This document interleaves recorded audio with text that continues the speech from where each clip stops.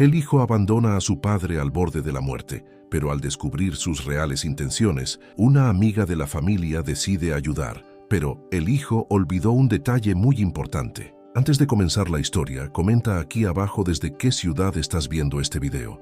No olvides suscribirte al canal y dejar tu like. Buena historia a todos.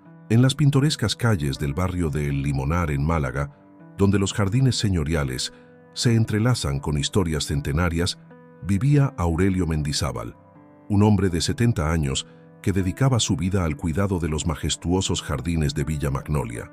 Sus manos, curtidas por el sol andaluz, transformaban cada rincón en un pequeño paraíso que era la envidia de todo el vecindario. La mansión pertenecía a una de las familias más antiguas de Málaga, y Aurelio había sido su jardinero durante más de 3 décadas. Cada mañana, mientras el sol comenzaba a asomar por el Mediterráneo, se podía ver su figura recortada contra los cipreses, podando con precisión milimétrica los setos que bordeaban la entrada principal. Su vida transcurría entre rosales y jazmines, con la satisfacción de quien encuentra la felicidad en las cosas más sencillas. Sin embargo, su mayor orgullo no eran los premios que el jardín había ganado en los concursos locales, sino poder ayudar a su hijo Teodoro con los gastos de su familia. A pesar de que sus ingresos eran modestos, Aurelio siempre encontraba la manera de enviarle algo de dinero cada mes. Mi Teo, como solía llamarlo con cariño, vivía en el barrio de La Victoria con su esposa Macarena y sus 2 hijos, los pequeños Álvaro y Marina. La situación económica de la familia no era la mejor, especialmente desde que Teodoro había perdido su trabajo en una importante empresa de construcción durante la crisis. Las deudas se acumulaban y las tensiones aumentaban día tras día. En los últimos meses, Aurelio había notado cambios sutiles en el comportamiento de su hijo. Las visitas dominicales, antes llenas de risas y conversaciones animadas alrededor de un buen plato de boquerones en vinagre, se habían vuelto más cortas y tensas. Teodoro parecía constantemente distraído, consultando su móvil con frecuencia y evitando las miradas directas de su padre. Una tarde, mientras Aurelio realizaba su ritual diario de regar las bugambillas que trepaban por las paredes de Villa Magnolia, escuchó sin querer una conversación que le heló la sangre. Era la voz de Teodoro, que provenía del otro lado del muro, hablando en susurros con una mujer que no era su esposa. «¿Estás segura de que no dejará rastro?», preguntaba Teodoro con voz temblorosa. «Necesito que parezca natural, tiene que ser gradual». La mujer, cuya voz Aurelio no reconoció, respondió con un tono profesional y distante. «El proceso será lento. Nadie sospechará nada, pero necesito el primer pago por adelantado». El anciano jardinero sintió que el mundo se detenía.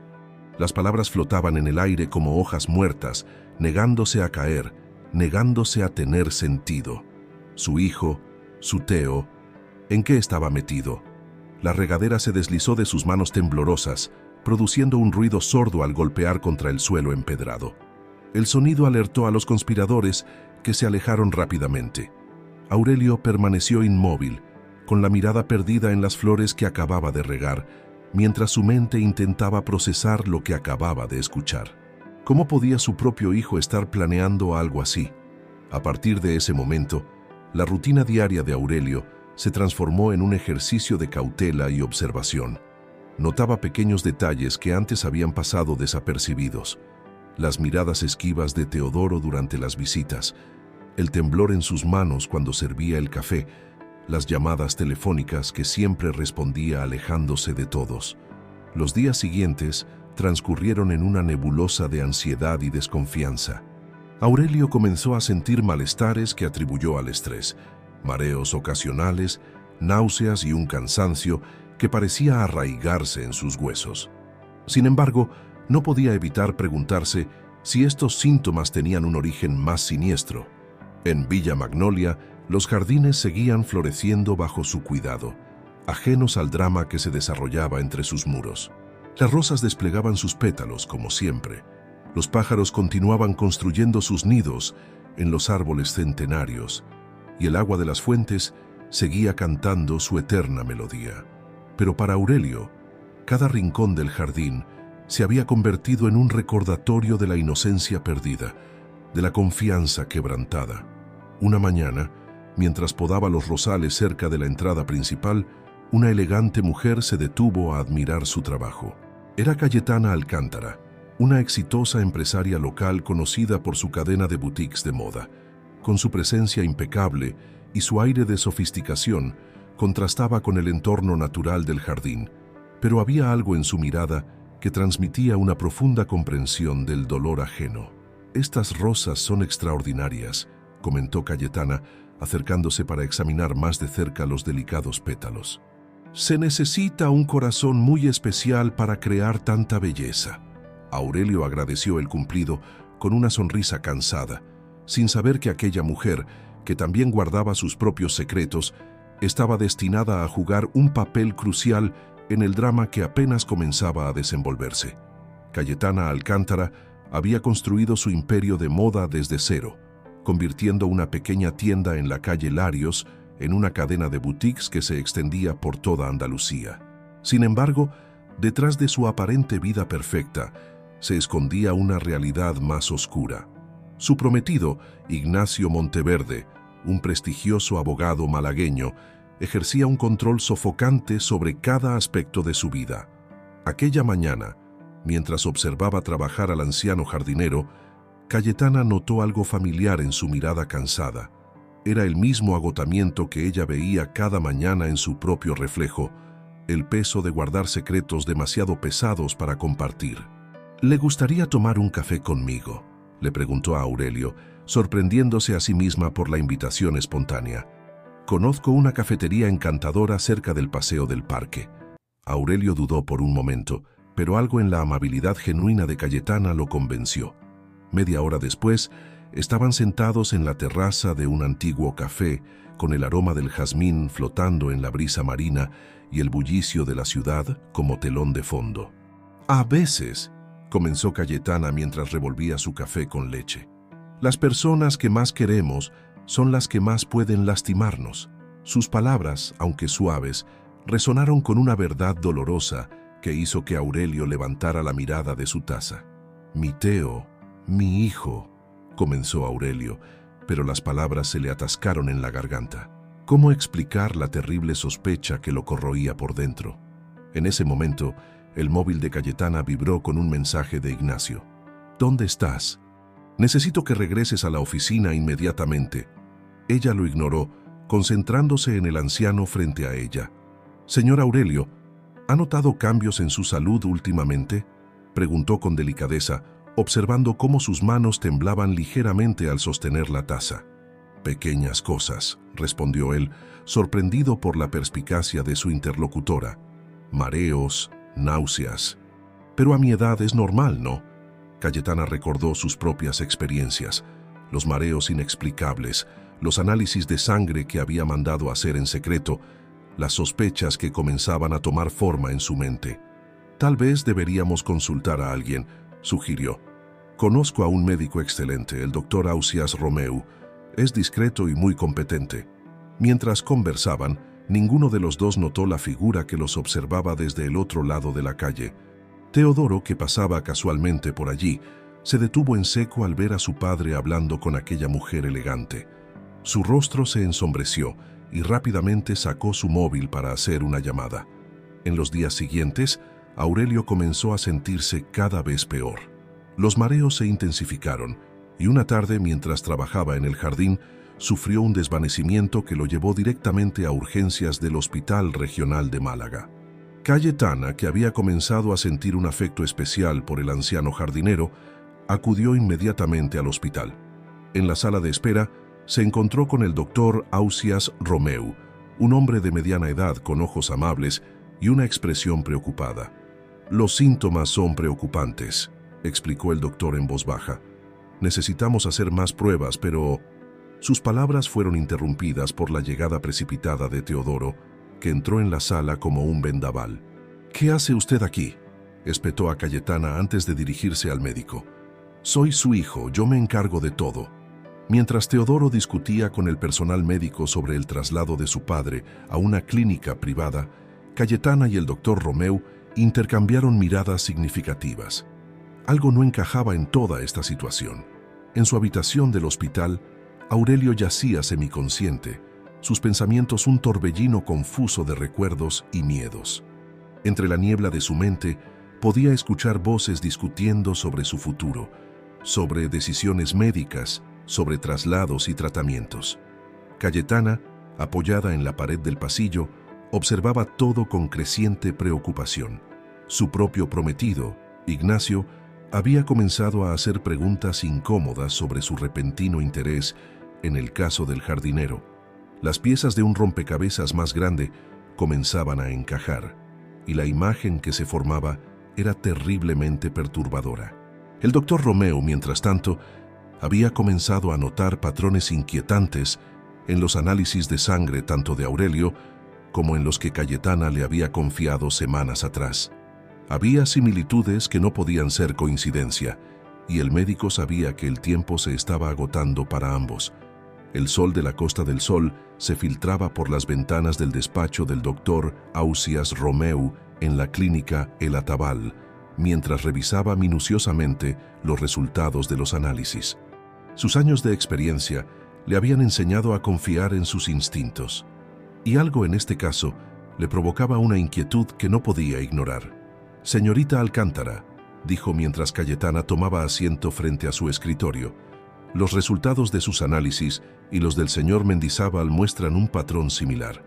No quiero alarmarla, pero...» Antes de que pudiera continuar, la puerta se abrió de golpe. Era Ignacio Monteverde, el prometido de Cayetana, con su impecable traje de Armani y su característico aire de autoridad. «¿Qué haces aquí, cariño? Te he estado buscando por todas partes». Cayetana sintió cómo su cuerpo se tensaba instantáneamente. «Ignacio, estoy en medio de una consulta privada». «¿Privada? ¿Desde cuándo tienes secretos conmigo?»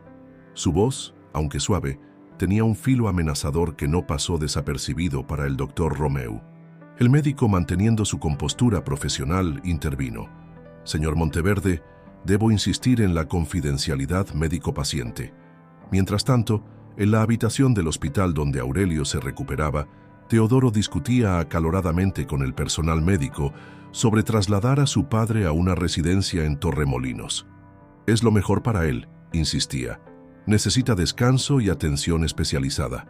Los enfermeros intercambiaron miradas preocupadas. El cambio repentino en el estado de Aurelio, que había pasado de ser un hombre vital a parecer décadas mayor en cuestión de semanas, no tenía explicación médica clara. En el pasillo, Marina y Álvaro, los hijos de Teodoro, esperaban junto a su madre Macarena. Los niños, con sus ojos llenos de preocupación, no entendían por qué no podían ver a su abuelo. «¿Por qué papá no nos deja entrar?», preguntaba Marina, mientras jugaba nerviosamente con su collar de la Virgen de la Victoria, un regalo de su abuelo. Macarena, que había comenzado a notar cambios inquietantes en el comportamiento de su marido, abrazó a sus hijos en silencio. Las deudas, las llamadas misteriosas, las ausencias inexplicables, todo empezaba a formar un patrón perturbador. En el despacho del doctor Romeu, la tensión podía cortarse con un cuchillo. Ignacio finalmente se había marchado, no sin antes lanzar una mirada amenazadora a su prometida. Cayetana, con las manos temblorosas, sacó de su bolso un pequeño frasco. «Lo encontré en casa de Ignacio», explicó.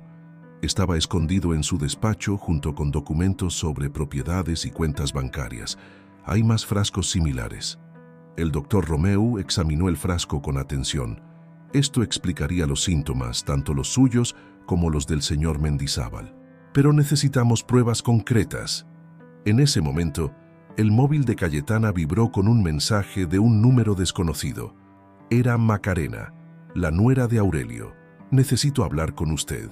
Es sobre Teodoro y mi suegro. Tengo miedo». Mientras tanto, en los jardines de Villa Magnolia, las flores comenzaban a marchitarse sin el cuidado de Aurelio. El propietario de la mansión, don Íñigo Salvatierra, observaba con preocupación el deterioro de su amado jardín. Pero más le preocupaba la ausencia de su fiel jardinero, un hombre que se había convertido en parte de la familia a lo largo de los años. Don Íñigo, un anciano aristócrata que había dedicado su vida a preservar el patrimonio familiar, decidió hacer algunas averiguaciones por su cuenta. Las historias que comenzaba a escuchar sobre Teodoro y sus problemas financieros le provocaban una profunda inquietud. En el hospital, Aurelio dormitaba intranquilo. En sus momentos de lucidez, recordaba fragmentos de conversaciones, rostros preocupados y una sensación constante de peligro. Pero había algo más, un recuerdo que intentaba emerger desde las profundidades de su mente confusa, una conversación escuchada en el jardín, un plan siniestro, una traición impensable. El doctor Romeu, después de despedir a Cayetana, se quedó trabajando hasta tarde en su despacho. Los análisis, las pruebas, los síntomas, todo apuntaba a una conclusión que se negaba a aceptar. Como médico, había jurado proteger la vida, y ahora se encontraba en medio de una trama que amenazaba no solo una, sino varias vidas. En su elegante ático del paseo marítimo, Cayetana se preparaba para una cena con Ignacio y algunos socios del bufete. Mientras se aplicaba el maquillaje frente al espejo, su mente trabajaba a toda velocidad, planeando su próximo movimiento. El tiempo se agotaba, tanto para ella como para Aurelio. La cafetería El Pimpi, con sus barriles de vino firmados por celebridades y sus paredes repletas de fotografías antiguas, servía como telón de fondo para el encuentro entre Cayetana y Macarena. El lugar, siempre lleno de turistas y locales, ofrecía el anonimato perfecto para una conversación que ninguna de las dos mujeres quería que fuera escuchada. «Encontré esto en el despacho de Teodoro», susurró Macarena, deslizando un sobre manila sobre la mesa. Sus manos temblaban mientras servía su café con leche. «Son documentos bancarios, transferencias extrañas y... hay algo más». Cayetana examinó el contenido del sobre con cuidado, sintiendo cómo su corazón se aceleraba con cada página que leía. Entre los papeles había recibos de una farmacia en el barrio de Huelín y correspondencia con una mujer llamada Soledad Quiroga, que se presentaba como consultora financiera. «Teodoro ha cambiado tanto», continuó Macarena con la voz quebrada por la emoción. «Siempre fue un buen padre, un buen hijo, pero desde que perdió su trabajo, es como si fuera otra persona. Y ahora, con lo de don Aurelio». En ese momento, el doctor Romeu entró en la cafetería. No era una coincidencia. Cayetana lo había llamado para esta reunión. El médico se sentó con ellas, su expresión grave revelaba que traía noticias importantes. «Los últimos análisis confirman mis sospechas», explicó en voz baja. «El deterioro de don Aurelio no es natural. Y hay algo más. He estado investigando a esta Soledad Quiroga. Es una farmacéutica que fue suspendida de su trabajo en el Hospital Carlos Haya hace 2 años por prácticas cuestionables. Mientras conversaban en el hospital, Aurelio experimentaba momentos de lucidez cada vez más frecuentes. En uno de estos momentos, logró escribir una nota temblorosa que escondió bajo su almohada. El jardín, la conversación, Teo y la mujer, el café. Ignacio Monteverde, por su parte, comenzaba a sospechar de las frecuentes ausencias de Cayetana. Esa misma tarde, mientras ella estaba en el Pimpi, él registraba meticulosamente su despacho en la boutique principal de la calle Larios. En un cajón cerrado con llave, encontró un diario donde Cayetana había estado documentando sus propios síntomas y sus sospechas sobre él. En Villa Magnolia, don Íñigo Salvatierra recibía la visita de un antiguo amigo, el juez Bermúdez. Mientras paseaban por el jardín descuidado, el aristócrata compartía sus preocupaciones sobre la situación de Aurelio y las extrañas circunstancias que rodeaban su enfermedad. «Hay algo que no encaja, Alfonso», comentaba don Íñigo, deteniéndose junto a un rosal marchito. «Aurelio siempre fue fuerte como un roble. Esta debilidad repentina, el comportamiento de su hijo, me recuerda a un caso que tuviste hace años». El juez Bermúdez, un hombre conocido por su integridad y perspicacia, escuchaba con atención. Su mente ya comenzaba a establecer conexiones, recordando efectivamente un caso similar que había presidido años atrás. Mientras tanto, los niños Marina y Álvaro habían comenzado su propia investigación inocente. Marina, con la curiosidad propia de sus 11 años, había encontrado un cuaderno de notas de su padre mientras limpiaba su habitación. En él había números de teléfono, cifras y nombres que no entendía, pero que instintivamente sabía que eran importantes. «Mira esto», le susurró a su hermano, mostrándole una página donde aparecía repetidamente el nombre de Soledad Quiroga junto con cantidades de dinero. En el despacho del doctor Romeu, los resultados de las nuevas pruebas confirmaban sus peores temores. No solo Aurelio, sino también Cayetana, mostraban trazas de sustancias que no deberían estar en sus organismos. El médico había comenzado a recopilar evidencia, documentando cuidadosamente cada hallazgo. La tarde caía sobre Málaga, tiñendo el cielo de tonos anaranjados que se reflejaban en las aguas del Mediterráneo. En el Pimpi, Cayetana, Macarena y el doctor Romeu finalizaban su reunión, cada uno con tareas específicas por realizar. El tiempo era crucial y sabían que estaban caminando sobre una fina línea. «Necesitamos actuar con cautela», advirtió el doctor Romeu. «Un paso en falso podría ser catastrófico». Macarena asintió, apretando contra su pecho el sobre con los documentos. «¿Qué pasará con mis hijos si algo sale mal?». Cayetana tomó sus manos entre las suyas. «No estás sola en esto, te lo prometo». Al salir de la cafetería, ninguno de ellos notó la figura que los observaba desde un coche aparcado al otro lado de la calle. Teodoro marcó un número en su móvil. «Tenemos un problema», dijo cuando respondieron. «Mi mujer se ha reunido con ellos». La luz del amanecer se derramaba sobre las aguas del puerto de Málaga cuando Cayetana recibió una llamada urgente del doctor Romeu. Su voz, habitualmente serena, transmitía una preocupación inusual. «Han trasladado a don Aurelio durante la noche», informó el médico. Teodoro consiguió la autorización para llevarlo a una residencia privada en Torremolinos. «Necesitamos actuar rápido». En la residencia Mediterráneo, un edificio moderno con vistas al mar, Aurelio se encontraba desorientado en una habitación desconocida. Los recuerdos iban y venían como las olas que podía ver desde su ventana. Entre la bruma de su mente, una imagen permanecía clara: el rostro de Cayetana, prometiéndole que todo estaría bien. Mientras tanto, en el ático de Cayetana, Ignacio revisaba obsesivamente los mensajes y llamadas de su prometida. Su control sobre ella comenzaba a desmoronarse y eso lo enfurecía. En su escritorio, junto a documentos legales, había una foto de ambos en la feria de Málaga del año anterior. Parecían felices, pero las apariencias engañan. «¿Dónde estabas ayer?», preguntó cuando Cayetana entró en el despacho. «Te vi salir del Pimpi con esa mujer y el médico». «Tengo derecho a tener mi propia vida, Ignacio», respondió ella, sorprendiéndose de su propia firmeza. «No todo tiene que pasar por tu aprobación». La discusión que siguió fue interrumpida por el timbre del portero automático. Era Marina, la nieta de Aurelio, que había escapado de casa con el cuaderno de notas de su padre. «Señorita Cayetana», dijo la niña con lágrimas en los ojos, «encontré algo que debe ver. Es sobre mi papá y una señora llamada Soledad». Ignacio intentó intervenir, pero Cayetana fue más rápida. Tomó a la niña de la mano y la llevó a la cocina, donde le preparó un chocolate caliente mientras revisaban juntas el cuaderno. Las notas revelaban un plan meticuloso: fechas, cantidades, nombres en clave. En una página había garabateado un nombre que hizo que Cayetana se estremeciera: Farmacia La Estrella, Soledad Q.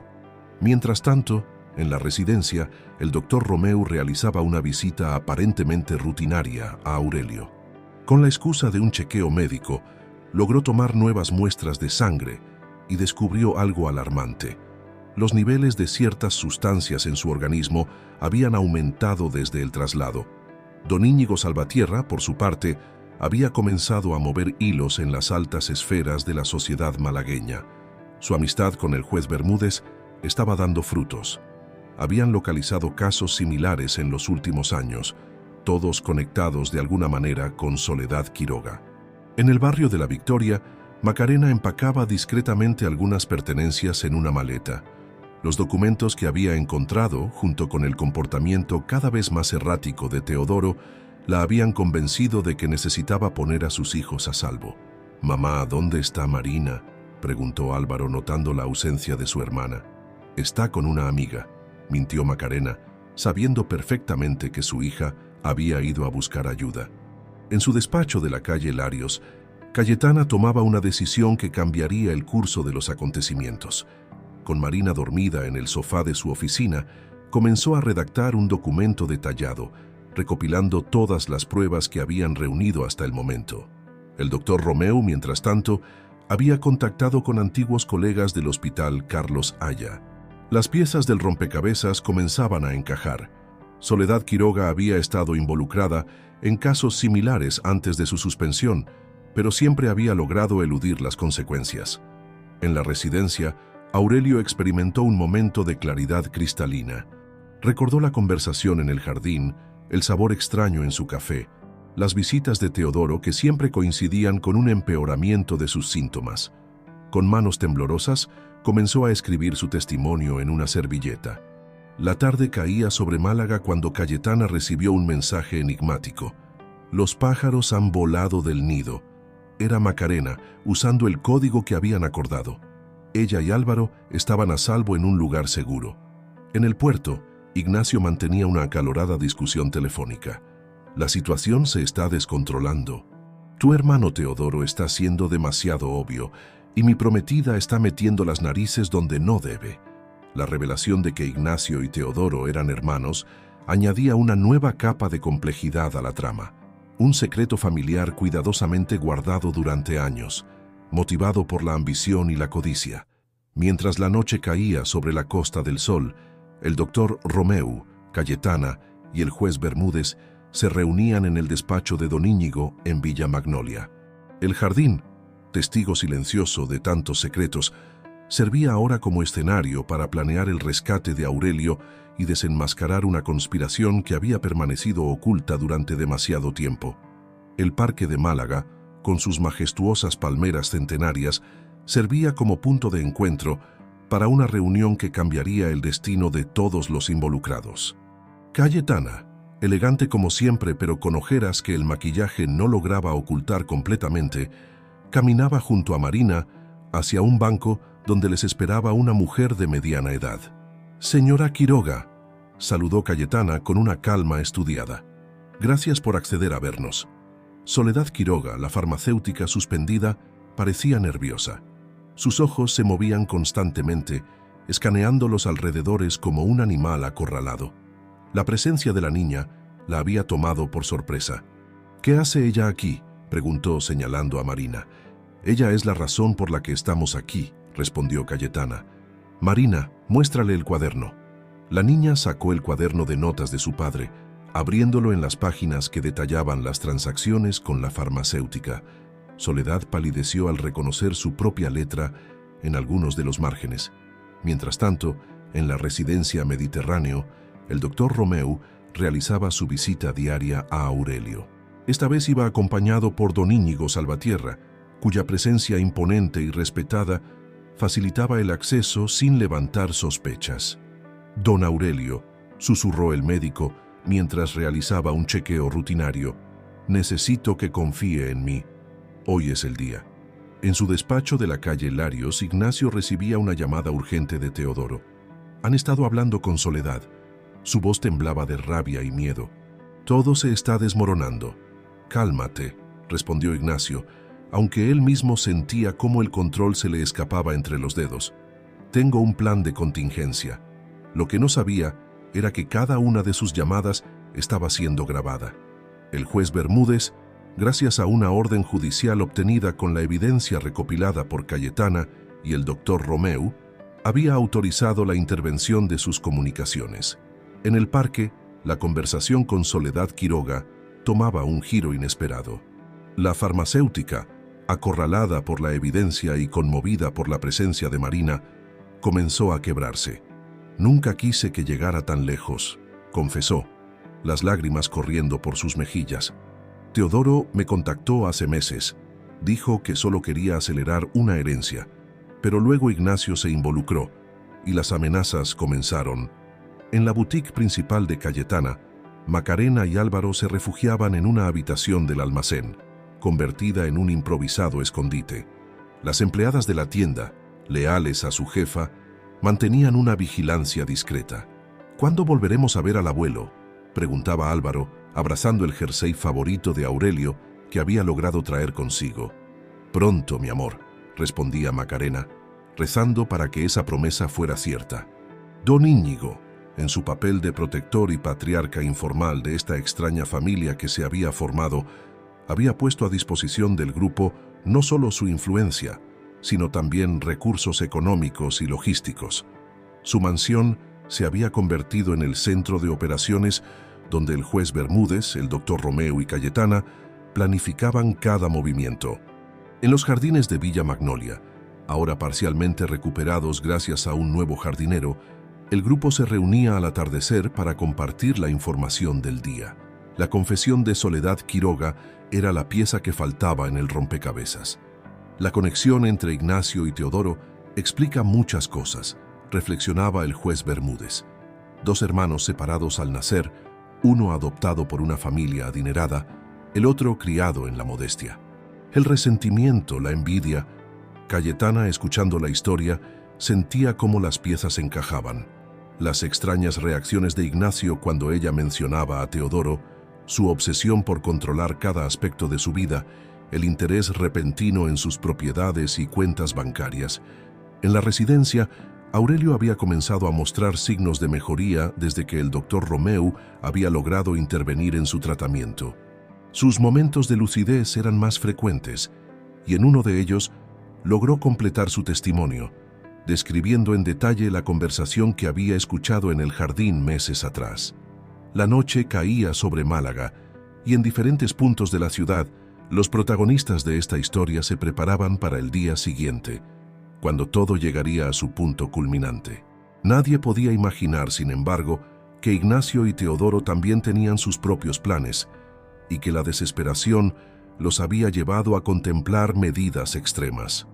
Una inusual tormenta azotaba la Costa del Sol aquella mañana de primavera. Las palmeras del paseo marítimo se doblaban bajo el peso del viento, mientras las olas golpeaban con furia el espigón del puerto. El clima parecía reflejar la tensión que se respiraba en diferentes puntos de Málaga. En la residencia Mediterráneo, Aurelio despertaba con una claridad mental que no había experimentado en semanas. El doctor Romeu había logrado modificar su tratamiento sin levantar sospechas, sustituyendo gradualmente las sustancias dañinas por medicamentos adecuados. «Buenos días, don Aurelio», saludó una enfermera nueva, que en realidad era una colaboradora del doctor Romeu. «¿Cómo se encuentra hoy?» «Como si despertara de un largo sueño», respondió el anciano, sus ojos brillantes de lucidez. En el despacho de Cayetana, la tensión era palpable. Ignacio había convocado una reunión de emergencia con los socios del bufete, supuestamente para discutir asuntos legales urgentes. Sin embargo, ella sabía que era una estrategia para mantenerla vigilada. «Cariño», dijo él con una sonrisa que no llegaba a sus ojos, «¿por qué no revisamos juntos los documentos de la fusión? Hay algunos detalles que me preocupan». Mientras tanto, en Villa Magnolia, don Íñigo recibía una visita inesperada. Teodoro, empapado por la lluvia y con aspecto desaliñado, exigía ver al propietario. «Usted está interfiriendo en asuntos que no le conciernen», gritó Teodoro en el elegante vestíbulo. «Mi padre está enfermo y yo soy el único que puede decidir sobre su cuidado». Don Íñigo, manteniendo su característica compostura aristocrática, respondió con calma. «¿Y qué hay de tus hijos, Teodoro? ¿Has pensado en el ejemplo que les estás dando?» La mención de sus hijos hizo que Teodoro palideciera.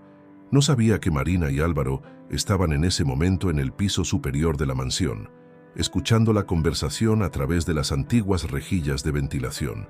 En la farmacia La Estrella, Soledad Quiroga tomaba una decisión que cambiaría el curso de los acontecimientos. Con manos temblorosas, comenzó a recopilar documentos, recetas y registros que probaban la conspiración. «No puedo seguir con esto», murmuró mientras guardaba los papeles en un sobre manila. «Esos niños no merecen perder a su abuelo». En el hospital Carlos Haya, el doctor Romeu se reunía con antiguos colegas que habían tratado casos similares en el pasado. Los patrones eran claros, sustancias aparentemente inofensivas que, combinadas de cierta manera, producían un deterioro gradual pero constante en los pacientes. «Es un método sofisticado», explicó uno de los médicos, «casi imposible de detectar si no sabes exactamente qué buscar». Mientras tanto, en un café cercano al puerto, Macarena se encontraba secretamente con el juez Bermúdez. Las grabaciones de las conversaciones entre Ignacio y Teodoro revelaban un plan más siniestro de lo que habían imaginado. Quieren trasladar a don Aurelio fuera del país, explicó el juez. Han preparado documentos falsos y una identidad nueva. En el despacho de Cayetana, la reunión con Ignacio se prolongaba interminablemente. Cada minuto que pasaba era un minuto menos para ejecutar el plan de rescate. Sin embargo, ella mantenía la calma, sabiendo que cada movimiento estaba cuidadosamente cronometrado. ¿Estás bien, cariño?, preguntó Ignacio, notando su distracción. Pareces preocupada. Solo cansada, respondió ella, forzando una sonrisa. Han sido semanas muy intensas. En ese momento, su móvil vibró con un mensaje del doctor Romeu. El pájaro está listo para volar. Era la señal que esperaban. En la residencia, Aurelio recibía la visita de un sacerdote, el padre Anselmo de la Iglesia de la Victoria. Nadie sospechaba que bajo su sotana llevaba documentos cruciales y un teléfono móvil especialmente preparado para la ocasión. La tormenta arreciaba sobre Málaga, convirtiendo las calles en ríos y dificultando el tráfico.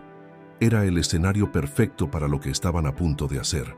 Don Íñigo, después de su confrontación con Teodoro, realizaba una llamada importante. Todo está listo. El equipo de seguridad está en posición. En diferentes puntos de la ciudad, un grupo de personas se preparaba para ejecutar un plan meticulosamente elaborado. Cada uno tenía su papel. Cada movimiento estaba calculado al milímetro. La lluvia golpeaba con fuerza los cristales del despacho de Cayetana cuando finalmente logró escapar de la reunión con Ignacio. En su bolso llevaba una USB con todas las pruebas necesarias, incluyendo la confesión grabada de Soledad Quiroga. «Comienza la función», murmuró mientras subía a un taxi que la esperaba en la puerta. El conductor, un antiguo empleado de don Íñigo, asintió en silencio y arrancó el vehículo bajo la cortina de agua que caía sobre Málaga. La tormenta había sumido a Málaga en un caos inusual. Las sirenas de las ambulancias y los coches de policía se mezclaban con el rugido del viento, creando una sinfonía perfecta para el drama que estaba a punto de desarrollarse. En la residencia Mediterráneo, el padre Anselmo concluía su visita pastoral a Aurelio. Con la ayuda de la enfermera infiltrada, habían logrado cambiar la ropa del anciano por un hábito de sacerdote similar al suyo. «Bendiciones, hermana», se despidió el verdadero sacerdote, mientras otro padre de complexión similar a la de Aurelio salía tras él, caminando despacio y con la cabeza gacha. En el despacho de Ignacio, el teléfono comenzó a sonar insistentemente. Era Teodoro, su voz teñida de pánico. «Han desaparecido. Macarena y los niños no están en casa y no logro contactar con Soledad». Ignacio sintió que el suelo se movía bajo sus pies. Años de planificación cuidadosa se desmoronaban como un castillo de naipes. Intentó llamar a Cayetana, solo para descubrir que ella también había desaparecido de la reunión. En Villa Magnolia, don Íñigo supervisaba la operación desde su despacho, convertido en un improvisado centro de comando. Las pantallas de seguridad mostraban diferentes puntos de la ciudad donde sus colaboradores estaban posicionados estratégicamente. «El águila ha dejado el nido», informó una voz a través del intercomunicador, usando el código establecido para confirmar que Aurelio había sido evacuado con éxito de la residencia. Mientras tanto, en una pequeña clínica privada en los montes de Málaga, el doctor Romeu preparaba todo para recibir a su paciente. El lugar, propiedad de un colega de confianza, ofrecía la discreción y seguridad que necesitaban. Cayetana, por su parte, se dirigía al juzgado de guardia con toda la documentación recopilada. La confesión de Soledad Quiroga, los registros bancarios, las pruebas médicas, los documentos encontrados por Marina, todo formaba un expediente irrefutable. En el puerto, Macarena y los niños esperaban en un pequeño apartamento seguro, proporcionado por don Íñigo. Marina dibujaba en su cuaderno, creando una historia ilustrada de todo lo que había vivido, mientras Álvaro dormía acurrucado junto a su madre. «¿Cuándo volveremos a ver al abuelo?», preguntó Marina sin levantar la vista de su dibujo. «Más pronto de lo que imaginas, cariño», respondió Macarena acariciando el pelo de su hija. La tormenta comenzaba a amainar cuando Teodoro llegó precipitadamente a la residencia Mediterráneo. El personal, siguiendo las instrucciones recibidas, actuó sorprendido al descubrir la ausencia de Aurelio. «Exijo ver las grabaciones de seguridad», gritaba Teodoro, fuera de sí. «Lo siento, señor», respondió el guardia con fingida preocupación, «pero el sistema de seguridad se ha visto afectado por la tormenta. No tenemos registros de las últimas horas». En el bufete de abogados, Ignacio enfrentaba su propia crisis. Los socios principales habían recibido de manera anónima documentos que revelaban irregularidades en sus prácticas legales, todas conectadas con el caso de Aurelio y otros similares. «Esto es un malentendido», intentaba explicar, mientras sus colegas lo miraban con una mezcla de disgusto y decepción. En la clínica de Los Montes, Aurelio descansaba por fin en una habitación segura, con vistas a la bahía de Málaga. El doctor Romeu supervisaba personalmente su tratamiento, asegurándose de que cada paso en su recuperación estuviera documentado por expertos independientes. Don Íñigo, satisfecho con el desarrollo de los acontecimientos, realizó una última llamada. «Juez Bermúdez, todo ha salido según lo planeado.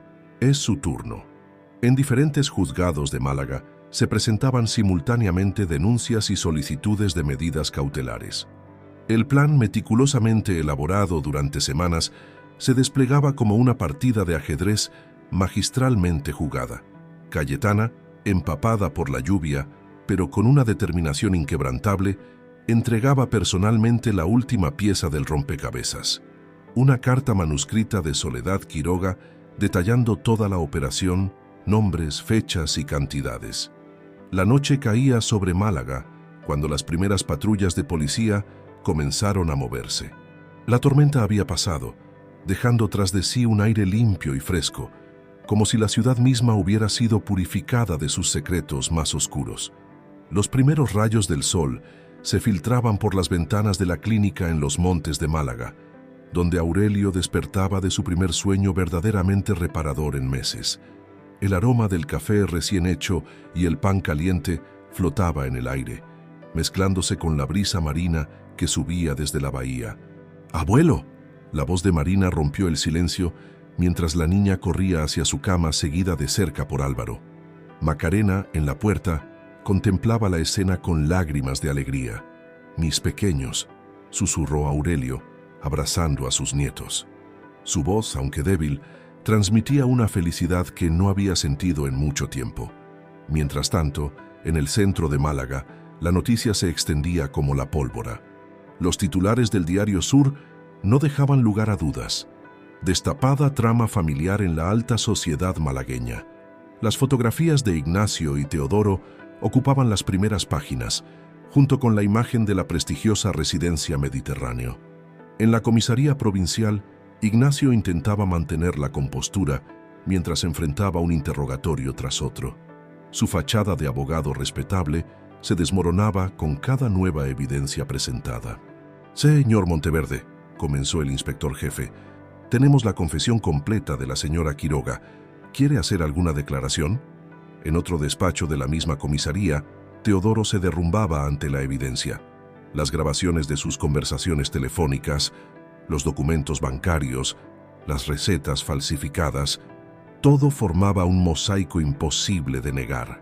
«Solo quería una vida mejor para mis hijos», sollozaba, sin darse cuenta de que había estado a punto de privarlos de algo mucho más valioso, su abuelo y su integridad moral. En Villa Magnolia, don Íñigo recibía la visita del juez Bermúdez y Cayetana. Los jardines, testigos silenciosos de tantas conspiraciones, comenzaban a recuperar su antiguo esplendor bajo el cuidado de un nuevo equipo de jardineros. «La justicia sigue su curso», informaba el juez, «pero hay algo más que debemos discutir». Cayetana, que había pasado las últimas semanas viviendo en un estado de tensión constante, finalmente podía respirar tranquila. Las amenazas de Ignacio ya no tenían poder sobre ella y sus propiedades y empresas estaban seguras. «He estado pensando», comenzó ella, «en crear una fundación, algo que ayude a prevenir situaciones como esta, que proteja a los mayores vulnerables. En la clínica, el doctor Romeu realizaba su visita matutina. Los análisis mostraban una mejoría significativa en la salud de Aurelio, aunque el camino hacia la recuperación total sería largo. «Don Aurelio», comentó el médico mientras revisaba sus constantes, «tiene usted una familia extraordinaria». «Sí», respondió el anciano, mirando a sus nietos que jugaban en el jardín de la clínica, «aunque no todos sean de sangre». Macarena, que había encontrado refugio y apoyo en Cayetana durante las semanas más difíciles, comenzaba a planear su futuro. Con la ayuda de don Íñigo, había conseguido un trabajo en una de las boutiques de Cayetana, lo que le permitiría mantener a sus hijos y empezar de nuevo. En el puerto de Málaga, Soledad Quiroga se preparaba para testificar ante el juez. Su confesión completa había sido fundamental para desenmascarar la trama, y aunque tendría que enfrentar las consecuencias de sus actos, su colaboración sería tenida en cuenta.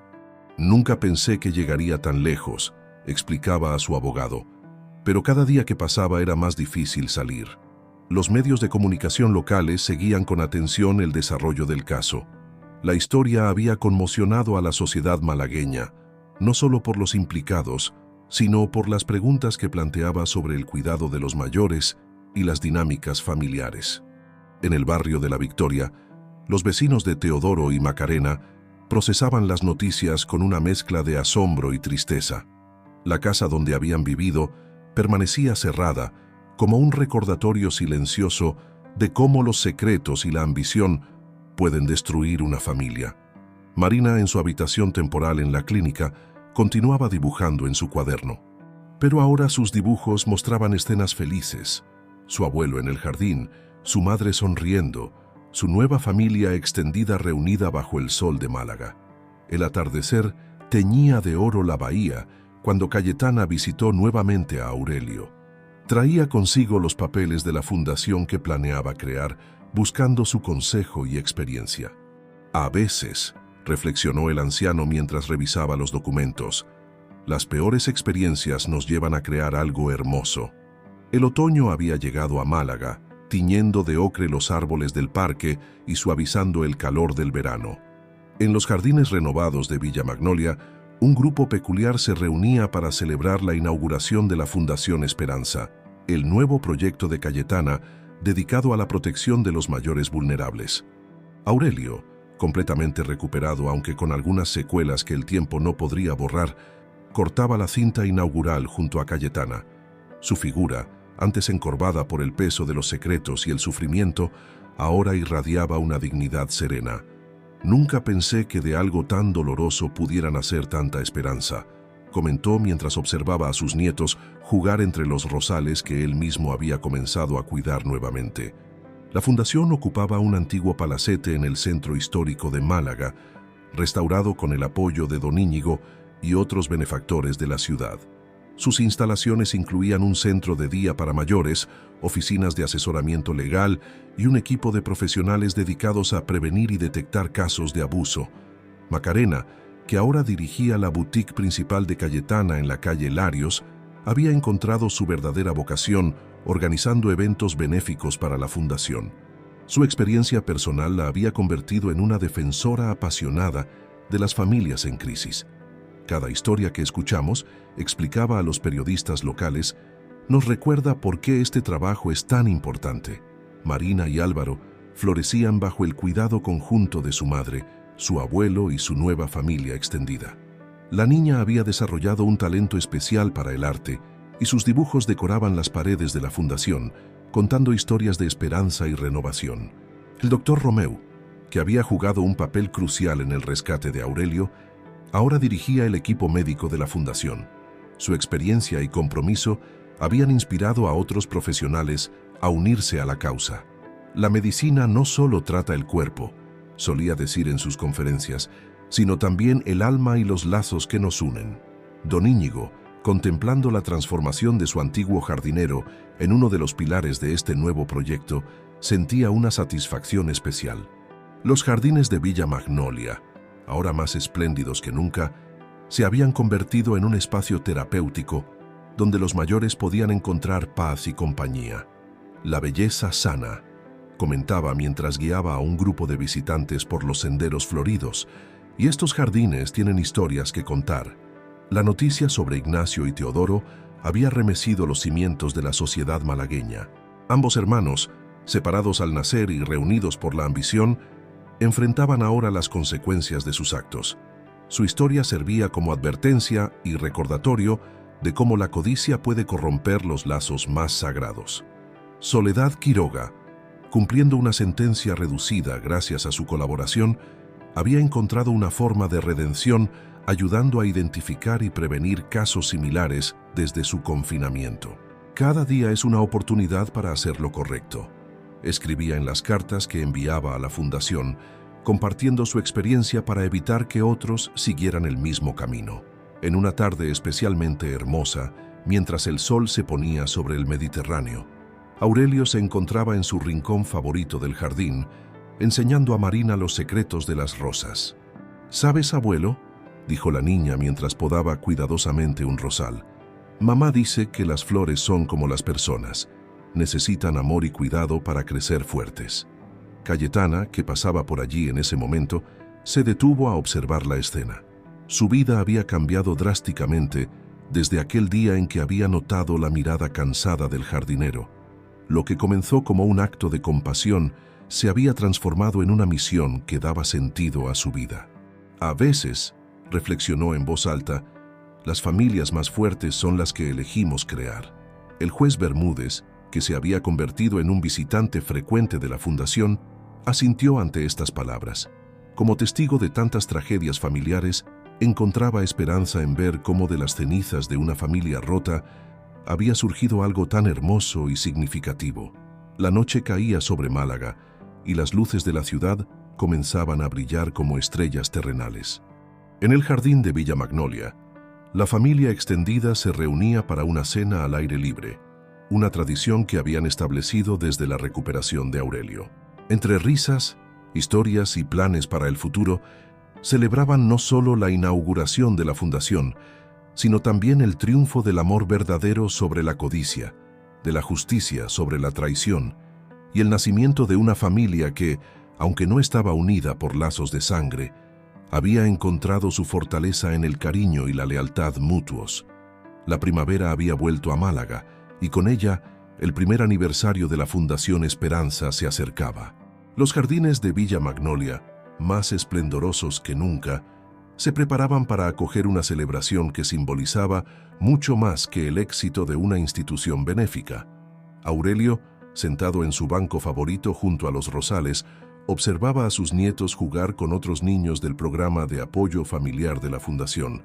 Marina, que acababa de cumplir 12 años, había desarrollado un talento especial para ayudar a otros niños a expresar sus emociones a través del arte. «¿Sabes, abuelo?», dijo la niña acercándose con su cuaderno de dibujos. «Estoy escribiendo nuestra historia. Quiero que otros niños sepan que siempre hay esperanza». Cayetana, que había estado supervisando los preparativos para la celebración, se unió a ellos en el jardín. Su transformación personal era tan notable como la de los jardines que la rodeaban. La empresaria implacable se había convertido en una líder compasiva, dedicada a crear cambios positivos en su comunidad. «La fundación ha ayudado a más de 100 familias este año», comentó, mostrándole a Aurelio los informes más recientes. «Cada historia es diferente, pero todas tienen algo en común: la importancia de no estar solos».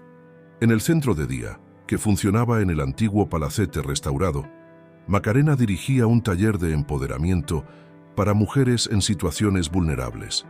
Su propia experiencia se había convertido en una fuente de inspiración para otras que enfrentaban desafíos similares.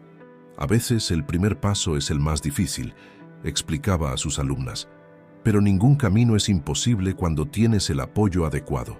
El doctor Romeu, que dividía su tiempo entre la clínica y la fundación, había desarrollado un programa innovador de detección temprana de abusos a personas mayores. Su trabajo estaba siendo reconocido internacionalmente y otras ciudades comenzaban a implementar modelos similares. Don Íñigo, que había visto su amada Villa Magnolia transformarse en un centro de sanación y esperanza, no podía estar más satisfecho.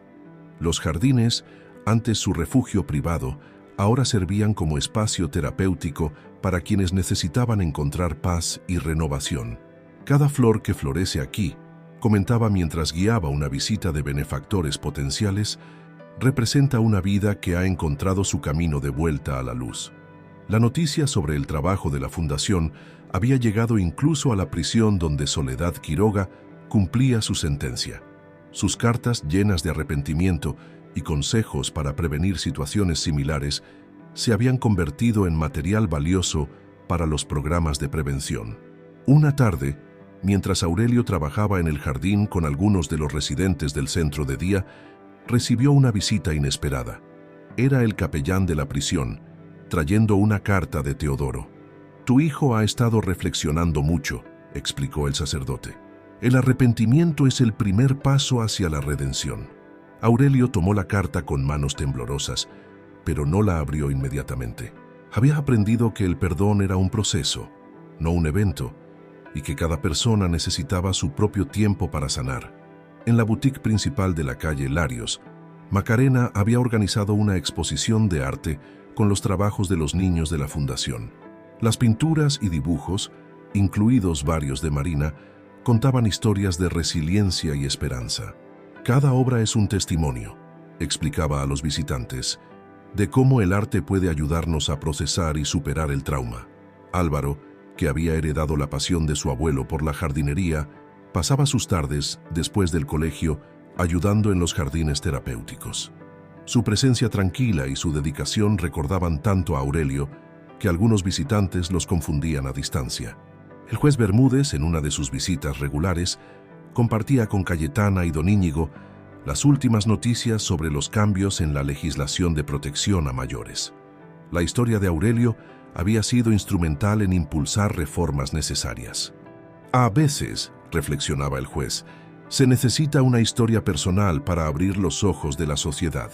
Mientras el sol comenzaba a ponerse sobre la bahía de Málaga, la familia extendida se reunía para una de sus cenas habituales en el jardín.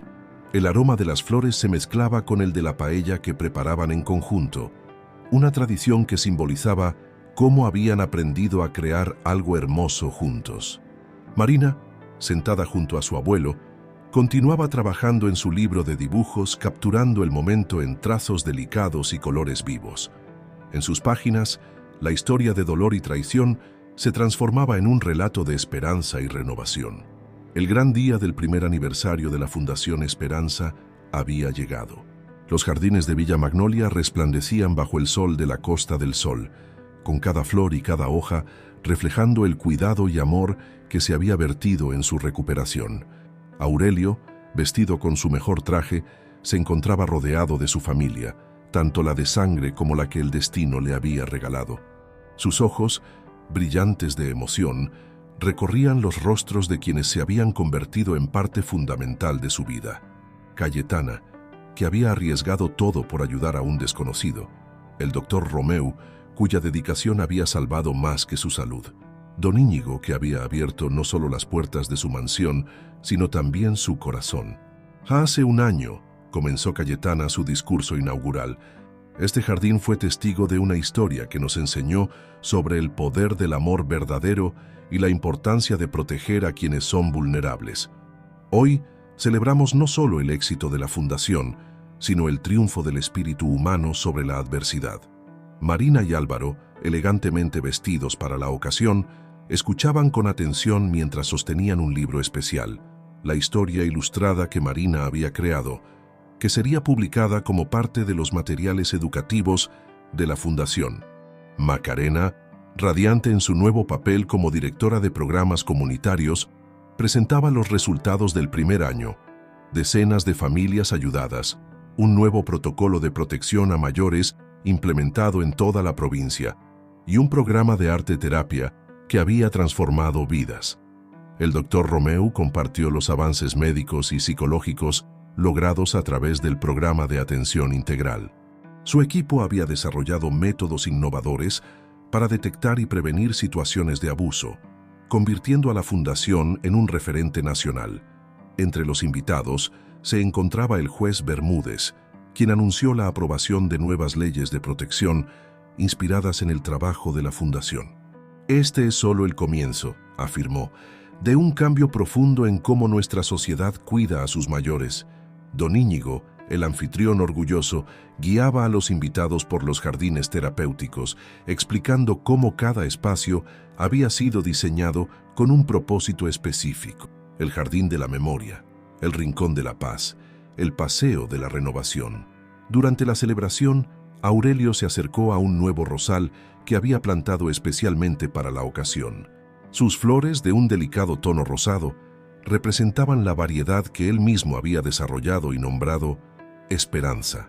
Cada flor, explicó a un grupo de visitantes, nos recuerda que la belleza puede surgir incluso de las circunstancias más difíciles. Marina, que había estado observando a su abuelo, se acercó con su libro de dibujos. «Abuelo», dijo con voz suave, «¿podemos compartir nuestra historia?» Aurelio asintió, y juntos comenzaron a narrar su viaje, no como una historia de traición y dolor, sino como un testimonio de amor, perdón y renovación. Los presentes escuchaban en silencio, conmovidos por la manera en que el arte de Marina había transformado el dolor en belleza. Mientras el sol comenzaba a ponerse sobre Málaga, tiñendo el cielo de tonos dorados y rosados, la familia extendida se reunió para una fotografía especial. No era solo una imagen para la posteridad, sino un testimonio de cómo el amor puede crear lazos más fuertes que la sangre. Cayetana, observando la escena, reflexionó sobre cómo un encuentro casual en un jardín había desencadenado una transformación tan profunda en tantas vidas. Su propio camino de sanación la había llevado a descubrir una fortaleza y un propósito que no sabía que poseía. El doctor Romeu, parado junto a ella, sonrió. «¿Sabes?», dijo, «a veces los mejores medicamentos no se encuentran en las farmacias, sino en el amor y la compasión de quienes nos rodean». Macarena, que había encontrado su verdadera vocación ayudando a otros, abrazó a sus hijos mientras observaban los últimos rayos del sol iluminar los jardines. Su vida, que una vez pareció destrozada, se había reconstruido de una manera que nunca hubiera imaginado. Aurelio, rodeado de su familia, contemplaba el jardín que tanto amaba. Las flores, los árboles, cada planta contaba una historia de supervivencia y renovación. Como el jardín, él también había florecido nuevamente, más fuerte y más sabio. «La vida», dijo suavemente a sus nietos, «es como este jardín.